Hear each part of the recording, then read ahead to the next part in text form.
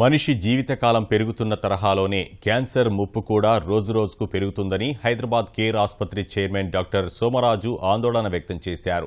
భవిష్యత్తులో వృద్ధులు ఎక్కువగా క్యాన్సర్ బారిన పడే అవకాశాలున్నట్లు ఆయన పేర్కొన్నారు. బంజారాహిల్స్ కేర్ ఆసుపత్రి ఆధ్వర్యంలో లైఫ్ బియాండ్ ఫియర్ పేరుతో ప్రత్యేక అవగాహన కార్యక్రమాన్ని నిర్వహించారు.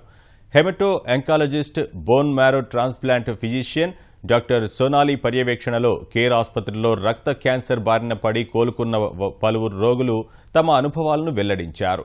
ప్రతి 6 నుంచి 12 మాసాలకోసారి ఆరోగ్య పరీక్షలు చేయించుకోవాలని, కీమోథెరపీ, రేడియోథెరపీ వంటి అధునాతన చికిత్స పద్ధతుల ద్వారా క్యాన్సర్ను సమర్థంగా ఎదుర్కోవచ్చని సోమరాజు స్పష్టం చేశారు.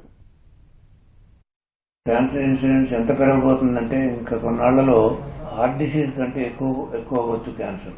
అలాంటి సిచ్యువేషన్లో ఏమవుతుందంటే ఓల్డర్ పీపుల్ ఎక్కువ ఎఫెక్ట్ అవుతారు. ఓల్డర్ పీపుల్ అంటే మనం లైఫ్ లాంగ్ మనం అదర్ డిసీజెస్ కూడా ఎక్కువ చేస్తాం. మిగిలిన ప్రాబ్లమ్స్ కూడా చాలా ఉంటాయి. చాలా క్యాన్సర్ ఇచ్చే డ్రగ్స్ లో నాట్ ఓన్లీ బ్లడ్ లో మీద సైడ్ ఎఫెక్ట్స్ కాకుండా హార్ట్ మీద సైడ్ ఎఫెక్ట్స్ ఉంటాయి, లంగ్ మీద సైడ్ ఎఫెక్ట్స్ ఉంటాయి, నర్వస్ సిస్టమ్ మీద సైడ్ ఎఫెక్ట్స్ ఉంటాయి. ఆ క్యాన్సర్ హాస్పిటల్ అనే ఐడియా దాని నుంచి మనం బయటపడాలి. ఎందుకంటే క్యాన్సర్ ఒక్కదానికి హాస్పిటల్ అది కరెక్ట్ కాదు.